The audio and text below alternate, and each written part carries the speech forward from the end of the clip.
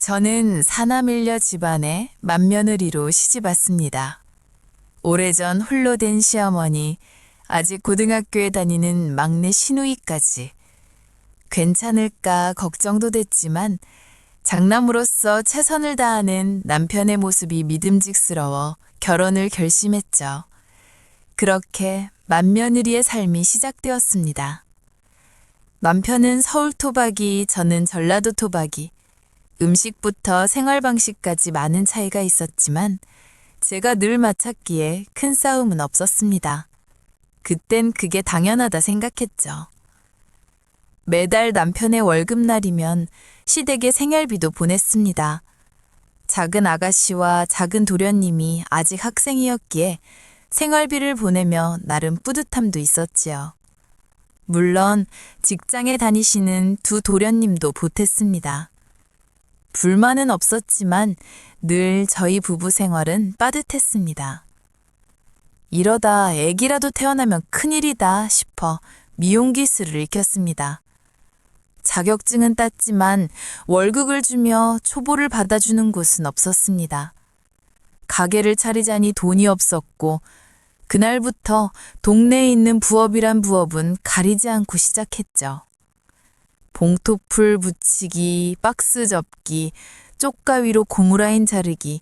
하나를 해야 겨우 몇 원짜리지만 밥도 걸러가며 미친 듯이 했습니다.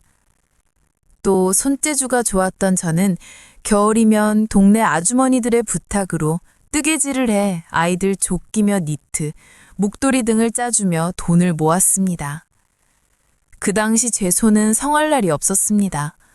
손을 너무 많이 쓰다 보니 밤이면 손마디가 욱신거렸고 아침이면 손이 퉁퉁 부어 있었지요.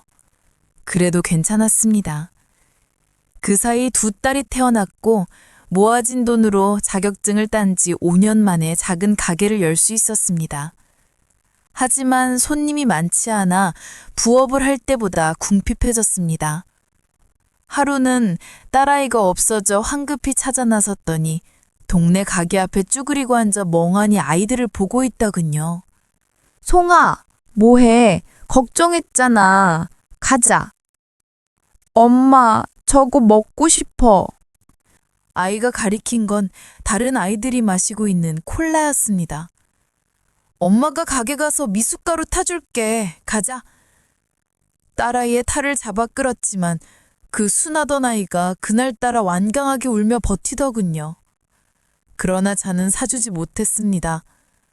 우는 아이를 들쳐 업고 가게로 돌아와 문을 닫고는 처음으로 아이 엉덩이를 때렸습니다. 마음이 너무 아팠습니다. 그날 밤 아이를 재워놓고 얼마나 울었는지 모릅니다. 조각 5살 아이인데 얼마나 먹고 싶었을까요? 몇십 년이 지난 지금도 콜라를 보면 그때 일이 생각나 마음이 짠합니다. 그래서 저는 지금도 콜라를 별로 좋아하지 않습니다. 저희 집은 수원, 시댁은 서울이었기에 제사나 명절이면 가게 문을 닫고 아이들을 데리고 남편보다 먼저 출발해야 했습니다. 한 손은 큰아이의 손을, 다른 한 손에는 짐보따리를 들고 등에는 작은 아이를 업고 벗은 오손이 많지 않아 몇 번씩 갈아파야 했습니다. 아침에 출발하면 점심쯤 도착할 수 있었죠. 가다가 아이들이 멀미라도 하면 중간에 내려 쉬어야 했습니다. 젊었기에 가능했던 일입니다. 그렇게 시댁에 도착하면 쉴 틈도 없이 시어머니와 장을 보고 음식을 했습니다. 남편은 일을 마치고 저녁이 되어서야 도착했거든요. 몸도 마음도 고단했습니다. 둘째 도련님과 셋째 도련님이 연달아 결혼을 하면서 저에게도 드디어 동서가 생겼습니다. 하지만 부산과 천안에 살았기에 항상 저녁이 돼서야 올라왔습니다. 조금은 야속했습니다. 제사는 어쩔 수 없다 해도 명절만큼은 일찌와 함께 장도 보고 음식 장만도 하면 덜 힘들 텐데 싶었지만 시어머니는 매번 오느라 수고했다 라는 말씀 외엔 하시지 않았습니다. 그러다 보니 제가 동서들에게 먼저 말을 꺼내기가 쉽지 않더군요. 이런 게 맏며느리의 삶인가 싶었습니다. 둘째 동서가 첫 아들을 낳은 추석. 처음으로 명절 하루 전날 시댁에 와주었습니다. 너무 기뻤죠. 동서는 어머니가 아이를 보고 싶어 하실 것 같아 서둘렀어요. 라고 하던군요. 시어머니는 우리 장손이네 라며 좋아하셨습니다. 왠지 모를 묘한 기분이 들었지만 애써 신경 쓰지 않으려 했습니다. 일을 막 시작하려는데 시어머니가 둘째 동서에게 아이랑 있어. 여기는 우리가 할게. 하시더군요. 조금 화가 났지만 표현할 수 없었습니다. 참아야 하는 거라 생각했습니다. 시어머니는 음식을 하시는 틈틈이 동서의 아이만 물고 빨고 안고 하셨고, 아이가 웃으면 귀엽다 잘생겼다. 아이가 울면 남자아이라 목소리가 우렁차다. 라며 온통 동서의 아이 얘기뿐이셨습니다. 조금씩 기분이 상하기 시작했습니다. 할머니의 눈길 한 번, 손길 한 번 못 받고 음식을 만드는 내내 동생이 송이와 놀아주고 있는 송이가 짠했습니다. 5살 언니가 3살 동생을 하루 종일 보고 있었습니다. 일을 마친 남편과 서방님이 도착했고 모두가 모인 자리에서도 시어머니의 물고 빨고는 계속 이어졌습니다. 갑자기 서러운 마음이 밀려와 조용히 부엌으로 가 정리를 하며 마음을 추스르고 있는데 언제 왔는지 우리 송이가 제 치마를 잡아 흔들며 엄마, 괜찮아? 슬퍼? 아니, 왜? 엄마 괜찮은데? 송이는 제 눈을 한참 빤히 바라보더니 거실로 달려가 할머니를 보며 소리쳤습니다. 우리 엄마도 남자 동생 낳을 수 있어. 우리 송이도 예뻐. 순간 거실이 고요해졌습니다. 저뿐만 아니라 모두가 당황했지요. 그때 서방님이 맞아. 송이 말이 맞네. 라며 어색한 분위기를 깨주셨습니다. 아마 어린 송이 눈에도 할머니가 너무한다 싶었나 봅니다. 다행히 다음날 추석 아침은 어제의 작은 해프닝으로 시어머님도 조심해 주셨습니다. 송이는 한복 입은 게 마냥 신났는지 동생과 함께 공주놀이는 하며 해맑은 모습으로 돌아와 있었습니다. 송이의 말 덕분이었는지 저는 그 다음에 송이와 성이에게 남자 동생을 안겨주었습니다. 일남 이녀의 엄마, 장손을 낳은 맏며느리가 될 수 있었죠. 시간이 흘러 미용실도 자리를 잡았고 아이들도 무럭무럭 자랐습니다. 너무나 평범한 일상이었지만 아이들 덕에 소소한 행복을 느끼며 지냈습니다. 시어머님이 연세가 드시면서 제가 김치를 담궈드리기 시작했습니다. 매해 김장은 물론 1년에 2-3번은 꼭 김치를 챙겨드렸죠. 남편도 고마워했고 동서들도 형님 김치가 정말 맛있어요 라며 칭찬해줄 때면 괜스레 으쓱해져 기분이 좋았습니다. 아이들 방학을 맞아 모처럼 부산으로 피서를 갔습니다.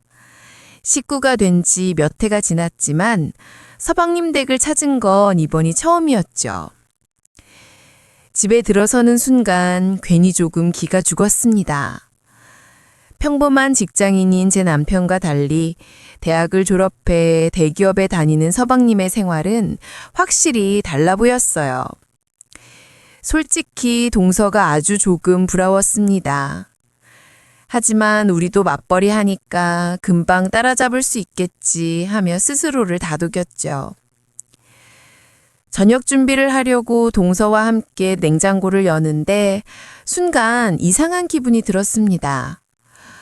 김치통을 꺼내 열어보니 분명 제가 시어머님께 담궈드린 김치였습니다.